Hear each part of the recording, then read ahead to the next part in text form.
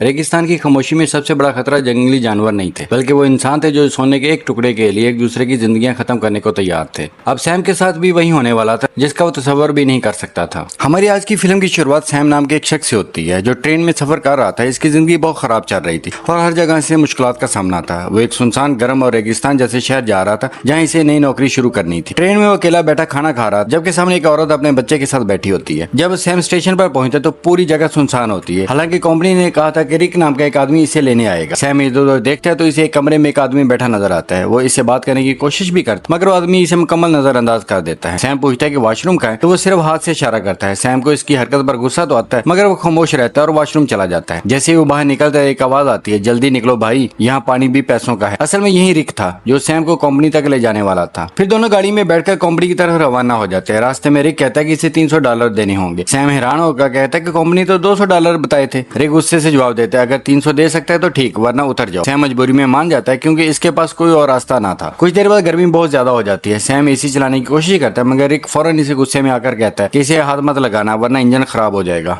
अचानक गाड़ी का टायर पंक्चर हो जाता है। रिक खुद कुछ नहीं करता बल्कि सैम से कहता है कि जाकर टायर बदलो। सैम मजबूर होकर टायर बदलने लगता है। इसी दौरान वो देखता है कि एक कुत्ता दूसरे कुत्ते को बुरी तरह जख्मी कर रहा होता है। ये मंजर देखकर सैम डर जाता है। आराम से कहता है, डर क्यों रहे हो, ये सब आम सी बात है। फिर वो जख्मी कुत्ते को खुद मार देता है ताकि इसे मजीद तकलीफ ना हो। सैम बड़ी मुश्किल से टायर बदलो, फिर दोनों दोबारा सफर शुरू कर देते हैं। रात होने पर वो लोग फ्यूल स्टेशन पर गाड़ी रोकते हैं और वहीं रात गुजारने का फैसला करते हैं। वो लकड़ियां जमा करते हैं, आग जलाते हैं और बैठकर बातें करने लगते हैं। रिक पूछता है कि इतनी दूर इस कंपनी में नौकरी के लिए क्यों भेजा जा रहा है। सैम जवाब देता है कि इसकी जिंदगी बहुत मुश्किल चल रही है, वो किसी पर बोझ नहीं बनना चाहता और इसे उम्मीद है कि इसकी कंपनी में अच्छी नौकरी मिल जाएगी। रिक हंसते हुए कहता है, तू अच्छा आदमी लगता है, लेकिन जिस जगह जा रहा है वो लोगों को निचोड़ कर रख देते हैं। सीधा आदमी वहाँ जिंदा नहीं रहता। सैम खामोशी से कहता है, देखते हैं क्या होता है। गर्मी बहुत ज्यादा होने की वजह से सैम एसी चलाने की दोबारा कोशिश करता है। रिक फौरन गुस्से में गाड़ी से बाहर निकाल देता है। सैम भी बाहर आकर इसे माफी मांगता है, मगर रिक और ज्यादा गुस्सा हो जाता है और इसे चुप रहने को कहता है। इसके बाद सैम थोड़ी दूर पेशाब करने जाता है और वहाँ इसे जमीन पर एक चमकता हुआ पत्थर नजर आता है। जब वो करीब जाकर इसे गौर से देखता है तो हैरान रह जाता है क्योंकि वो पत्थर असल में सोने का था। वो फौरन रिक को आवाज देता और कहता है, जरा देख, कहीं मैं ख्वाब तो नहीं देख रहा। रिक जैसे ही सोना देखता है तो हैरान रह जाता है। वो फौरन लाइटर निकालता है, आग जलाकर पत्थर पर लगाता है ताकि चेक कर सके ये असली है या नकली। और जैसे ही वो पत्थर गर्म होता है दोनों की आंखें हैरत से खुली की खुली रह जाती है क्योंकि वो वाकई खालिस सोना था। अगले दिन दोनों सारा दिन सोने की चट्टान के इर्द गिर्द खुदाई करते रहते हैं। शाम होने लगती है तो रिक कहता है, जल्दी लकड़ियां जमा करो क्योंकि रात को जंगली कुत्ते यहाँ घूमते हैं। अगर आग जलती रहेगी तो करीब नहीं आएंगे। दोनों लकड़ियां जमा करते हैं, आग जलाते हैं और खुशी में गाने गाने लगते हैं। रिक जज्बाती होकर सैम को गले लगाता है और कहता है, भाई अब तो मैं फुल एसी वाली गाड़ी खरीदूंगा।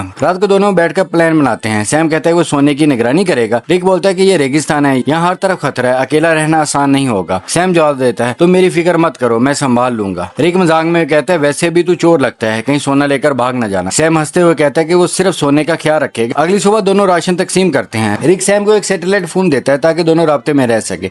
फिर वो बताता है कि इसके एक दोस्त के पास खुदाई की मशीन है, वहीं लेने जा रहा है। वो कहता है कि वापस आने में 5 दिन लग सकते हैं, दुआ करना के रास्ते में गाड़ी खराब ना हो। ये कहकर रिक वहाँ से चला जाता है और सैम अकेला रह जाता है। सैम सोने पर मिट्टी डाल देता है ताकि दूर से किसी को नजर ना आए। फिर एक छोटा सा टेंट लगाता है और अपना सामान इसमें रख लेता है। शाम से पहले वो रात के लिए लकड़ियां इकट्ठी करता है। रात को आग जलाकर थोड़ा सा खाना बनाता है, बाकी बात के लिए बचा लेता है। अचानक इसे जंगली कुत्तों की आवाजें सुनाई देती हैं। अब इसे एहसास होता है कि इस सुनसान जगह में अकेला होना कितना खतरनाक है। वो डर के मारे चाकू हाथ में लेकर सोता है। अगली सुबह शदीद गर्मी और धूप से इसकी आंखें खुलती है। नींद पूरी नहीं होती और सूरज की तपश इसकी जिल्द जला रही होती है। इसी वक्त सैटेलाइट फोन बजता है। सैम फौरन फोन की तरफ दौड़ता है लेकिन कॉल कट चुकी होती है। वो वापस टेंट में बैठकर सोने को देखने लगता है। ख्वाब देखता है कि ये सोना बेचकर वो एक बड़ा घर खरीदेगा और अपनी पूरी जिंदगी बदल देगा। कुछ देर बाद वो आसपास घूमते हुए क्रैश हुआ जहाज देखता है। वो सोचता है कि वहाँ रहना ज्यादा महफूज होगा, लेकिन जहाज से सोने की चट्टान नजर नहीं आती, इसलिए वो जहाज के कुछ टुकड़े उठाकर चट्टान के करीब एक आरजी पनाह बना लेता है। फिर वो आराम करने लगता है ताकि पानी कम खर्चे और थकन भी कम हो। अचानक बाहर से आवाजें आने लगती है जैसे कोई सोने की चट्टान चुरा रहा हो। सैम फौरन बाहर निकलता है मगर वहाँ कुछ नहीं होता,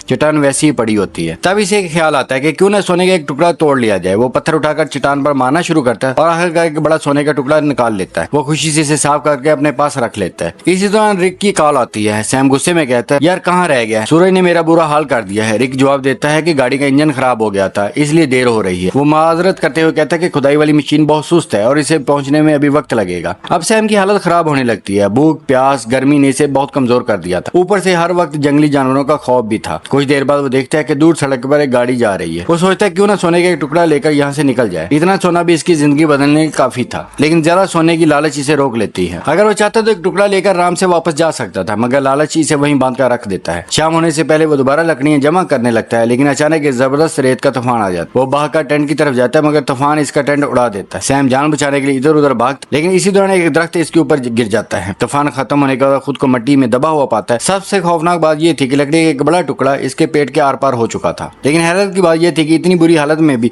इसे सबसे पहले सोने की फिक्र थी। वो जख्म का इलाज करने के बजाय सीधा सोने की चट्टान की तरफ जाता है और इसे ढूंढने लगता है। काफी तलाश के बाद इसे सोने का टुकड़ा मिल जाता है और वो खुशी से पागल हो जाता है। इसके बाद वो अपने पेट से लकड़ी निकालता है और जिससे खून तेजी से बहने लगता है। वो कपड़े से जख्म बांध लेता है, मगर खून नहीं रुकता। आखिरकार वो आग जलाकर लोहे का एक टुकड़ा गर्म करता है और जख्म पर लगा देता है ताकि खून रुक जाए। दर्द इतना शदीद होता है कि वो बेहोश हो जाता है। होश आने के बाद इसे हर तरफ लड़की दिखाई देने लगती है। यही वो लड़की थी जिसे इसने पहले मार दिया था। अब सैम का दिमाग काम करना बंद कर देता है। इसे समझ नहीं आता कि हकीकत है या वह। इसी तरह फोन बजता है। रिक कॉल पर होता है। सैम डरते हुए कहता है, यार वो लड़की हर जगह मुझे नजर आ रही है। रिक फौरन पूछता है, कौन सी लड़की? देख, किसी को सोने के बारे में मत बताना। अगर किसी को पता चल भी गया तो इसे मार डालना। लेकिन सैम की हालत इतनी खराब हो चुकी थी कि वो किसी को मारना तो दूर, ठीक से खड़ा भी नहीं हो सकता था। वो जमीन पर रेंग रहा होता है और बमुश्किल बात कर पा रहा होता है। अचानक वही लड़की इसके सामने आ खड़ी होती है, मगर इस बार इसके चेहरे पर कोई जख्म नहीं होता। वो सैम को पानी पिलाती और मदद करने की कोशिश करती है, लेकिन सैम सोने के लालच में इतना अंधा हो चुका था, मदद लेने से भी इनकार कर देता है। वो खौफजदा होकर कहता है, मैंने तुम्हें मार डाला था, मुझसे दूर रहो। लड़की हैरान होकर पूछती है, बस इतना बताओ, क्या मेरी जुड़वा बहन यहाँ से गुजरी थी? ये सुनकर सैम को एहसास होता है कि ये कोई वहम नहीं बल्कि वाकई इस लड़की की जुड़वा बहन है। सैम लड़की से घबरा कर कहता है कि इसने कुछ नहीं देखा और यहाँ से चली जाने को कहता है। लड़की खामोशी से वहाँ से चली जाती है। कुछ ही देर बाद जंगली कुत्ते दोबारा इसके करीब आ जाते हैं और इसे चारों तरफ से घेर लेते हैं। सैम खौफ के मारे फौरन रिक को फोन करता है और चीख कर कहता है कि जल्दी आ जाओ, वरना ये कुत्ते मुझे मार डालेंगे। वो रोते हुए मदद भी मांगता है। रिक इसे तसल्ली देता है और कहता है कि वो पहुंचने वाला है, लेकिन अचानक जंगली कुत्ते इस पर हमला कर देते हैं और इसे बुरी तरह नोचना शुरू कर देते हैं। इसी दौरान एक बड़ा इंकशाफ होता है। रिक दूर कहीं बैठा दूरबीन से सब कुछ देख रहा होता है। पहले खुदाई की मशीन लेकर वहां पहुंच चुका था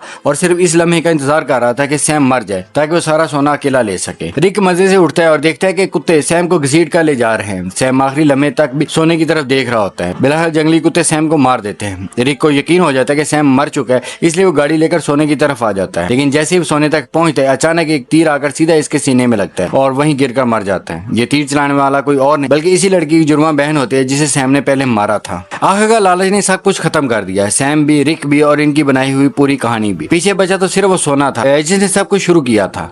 और सवाल ये रह गया था कि वाकई इंसान सोने को कंट्रोल करता है या सोना इंसान को। और इसके साथ ही हमारी आज की मूवी खत्म हो जाती। मजीद अच्छी मूवीज के लिए आप हमारे चैनल को सब्सक्राइब करें।